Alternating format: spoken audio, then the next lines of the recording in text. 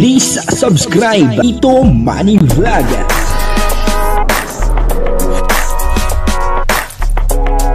Payagan po si Tito Manny Vlog na mag-reactor para pambiling gamot sa kanya pong karamdaman. Wala man siyang records ng ng awayan.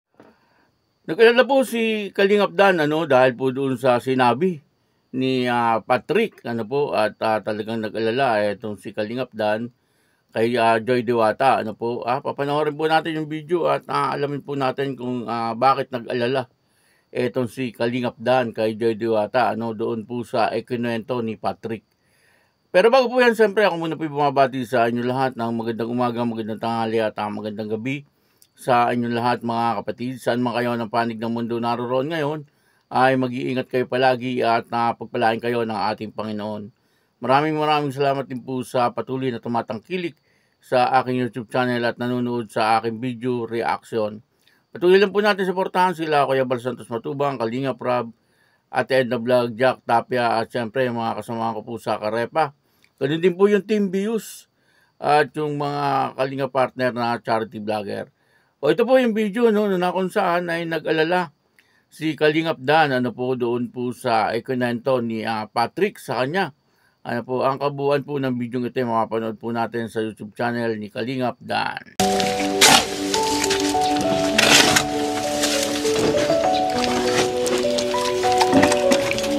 So Patrick, ilang ka dito? Ilang oras kang pumapasok? Mga 5 hours po. 5 hours din.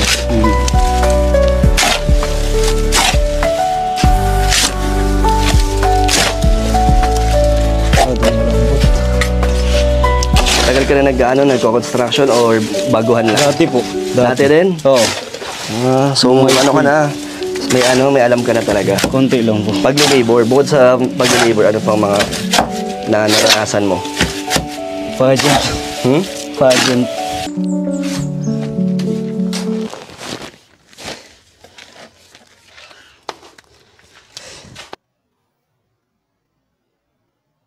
So ito na po. Unang-una. Ma'am Shi Wilma from Team Europe 2,000. No? Salamat po. 2,000. Bibigay ko na sa'yo lahat. Ikaw nang bahala. Ha? Gusto mo ba yun? Okay, ibigay ko na sa'yo yung buong lahat na nagpadala sa akin. Ang po kasi dun sa pag nag-enroll ka, pwede mo po yung bayaran ng lahat. I-cash. Kaya nga, anong gusto mong gawin ko? Ibigay ko na sa'yo lahat-lahat. Ikaw nang maghahawak. Ikaw po bahala. Ikaw nang bahala.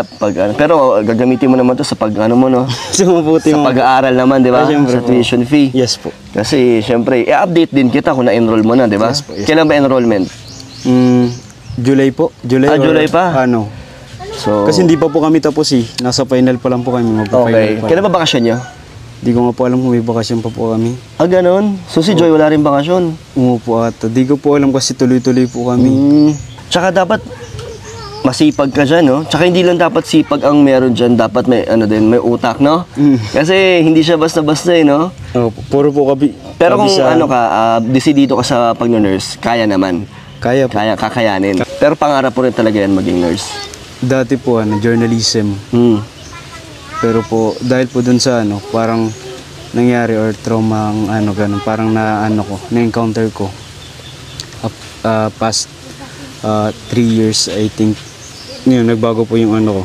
Yung pangarap mo. So kaya naman, may 3 taon pa.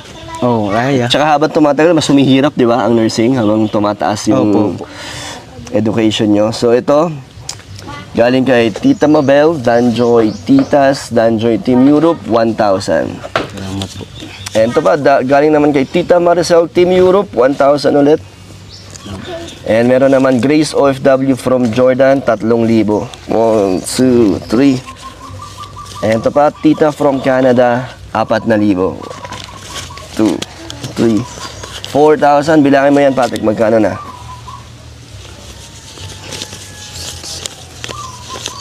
11 po. 11,000 na.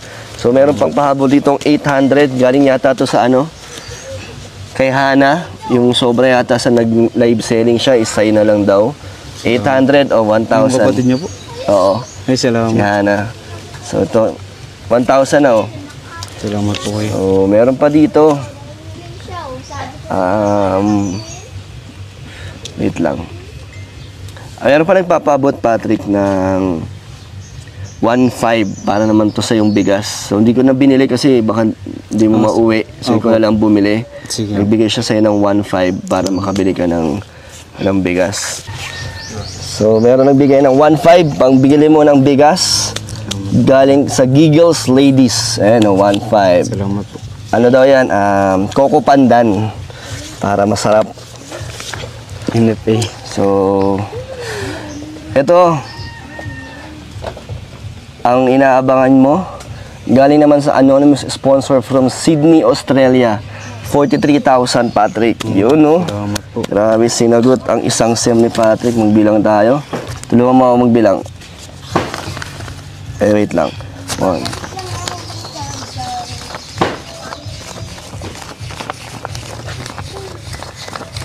Mabilangin mo kung 20 yan.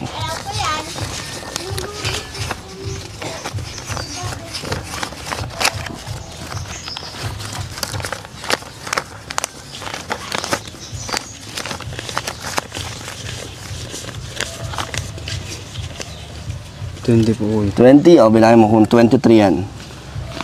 Total of 43,000.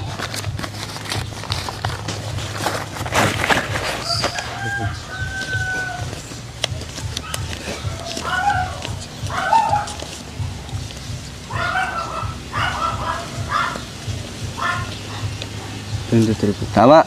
So, 43,000 lahat-lahat. Ano gusto mo sabihin sa anonymous sponsor from Sydney, Australia? Ano po, maraming salamat po. Anong message mo sa kanya? Anong nararamdaman mo? Na kahit sa napanood ka lang niya, sinagot niya ang pag-aaral mo na isang SEM. Hindi po ako masyado makapagsalita pag ano. So ano po, maraming salamat po. Unang-una kay Lord po. Tsaka siyempre po sa nagbigay po ng pang-allowance ko po. Yung pong lahat pong na nagbigay. Tapos especially po kay yung yung anonymous sponsor from Sydney. Po, from Sydney. Maraming salamat po sa 43,000. Diba, napanood po natin yung video, no? Dito nga po ay pinuntahan ni Kalingap Dan, etong si Patrick. Doon po sa kanyang trabaho, ano po, ngayon ay construction, nung nakaraan ay car wash kay Starax, ano po. Doon daw sa car wash, ang sweldo niya ay 150. Medyo mura, 150. Dito daw po sa construction ay 500.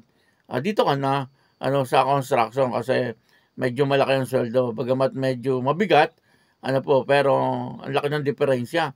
350, malaking bagay po yun kay Patrick, yung 350. Kaya siguro, umalis doon si Patrick at dito na po siya nagtatrabaho sa construction. At may nakikwento, etong si Patrick, Kalingap Dan, na parang wala po silang bakasyon, sa eskwelahan. At doon po nag-alala etong si Kalingap Dan, nag-alala po siya para kay Joy Diwata. Kasi siyempre nga naman 6 months ba o 5 months na puro pag-aaral, tapos walang bakasyon, ay medyo mahirap po 'yun, Pero sa tingin ko meron po 'yan. Kaya lang hindi po ganoon kahaba, siguro mga 1 week or ilang days, Pero may bakasyon po 'yan sigurado, Kaya lang siyempre etong si Kalingap Dan ay nag-aalala doon sa kanyang minamahal, Kasi siyempre nga naman mapapagod ng gusto, Etong si Joy Diwata. Kahit nga daw po sa Manila, pagpunta nila talagang pagdating daw po ng gabi nag-aaral. Nag-aaral pa si Joy Diwata, Ibig sabihin kahit po pala nandun siya sa bakasyon ay talagang pag-aaral pa rin ang kanyang ginagawa, Ganun po si Joy Diwata, Talagang kung si Patrick ay talagang nagsisikap sa buhay, ay ganun din po etong si Joy Diwata. Nagkataon lang na itong si Joy Diwata ay talagang may mga sponsor na at saka scholar po siya ng Kalingap. Ito po si Patrick, walang ganon, kaya kailangan niya talagang kumayod. Buti na lang, at na-vlog po siya ni Kalingap Dan. Dahil po dun sa pagkakablog sa kanya ni Kalingap Dan, ay dumagsa ang biyaya sa kanya. Kaya siyempre maraming salamat. Una sa lahat ay sa ating Panginoon. Tapos kay Kalingap Dan, siyempre. Ano po, at doon sa mga sponsor na nagbigay kay Patrick. Ano po, at yun na nga, no? Dami po nagbigay kay Patrick na biyaya, no? Pautang naman, Patrick. At nasa almost 57,000 ano po ang naibigay ni Kalingap Dan dito kay Patrick, ano? At merong isang sponsor na yun na nga, napanood po natin, ano, nagbigay ng 43,000. Grabe, no? Talagang ang bait naman ng sponsor na yon, ano po. Ibig sabihin ay talagang yung sponsor na yon ay hindi nang hinayang na tumulong, ano, na kay Patrick. Nakita niya po siguro ang kalagayan ni Patrick, talagang karapat dapat naman tulungan etong si Patrick. Isa pa, hindi sayang. Ano, kung tutulungan si Patrick ay hindi masasayang. Kasi nakikita po natin na nandun yung pagsisikap talaga ni Patrick na siya ay makagraduate sa kanyang pag-aaral. Ano po, saka yung kanyang oras, no, sa halip na sa happenings, hindi no, talagang nakalaan yung kanyang oras para sa pagtatrabaho.